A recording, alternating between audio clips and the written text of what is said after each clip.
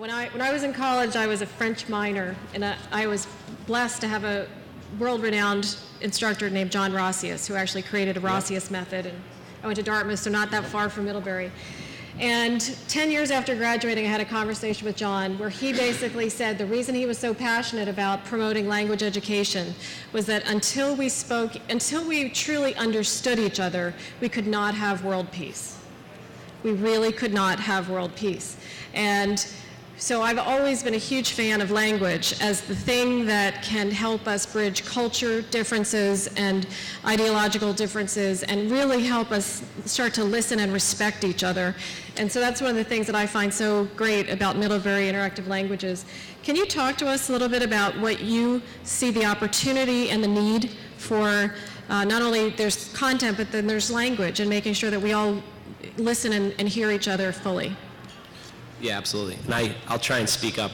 Over the last several years, we've heard a lot about how American students are falling behind in math and science. And so as a result, a lot of focus was paid to STEM and to get students prepared to be competitive in the innovation economy. And, while that was going on, I think there was a growing belief among educators and policymakers that STEM was really the only way, the focus on the STEM skills were really the only way to get students prepared for that, to enter into that global economy. And I think that there really needs to be a more balanced approach that brings in second language acquisition and really cultural understanding that comes along with this, because STEM is not the only answer to get students prepared for that global economy. You need to have that second language acquisition and the cultural understanding that comes along with it.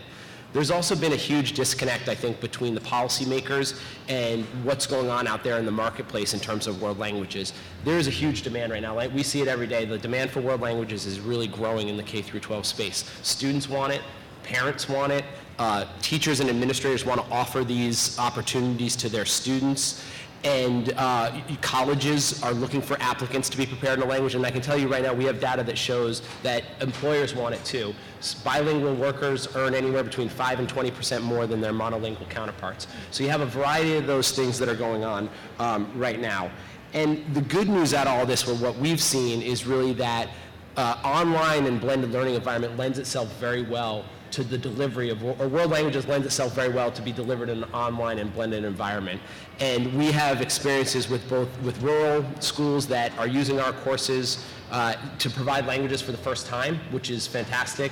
And then we're seeing suburban and urban schools that are using our courses to expand greater access and opportunity for the students that they have. They may have a great French teacher or Spanish teacher, but they're not able to offer other languages. And now through online and blended technology or blended courses, they're able to offer greater diversity of courses with in an affordable, flexible way.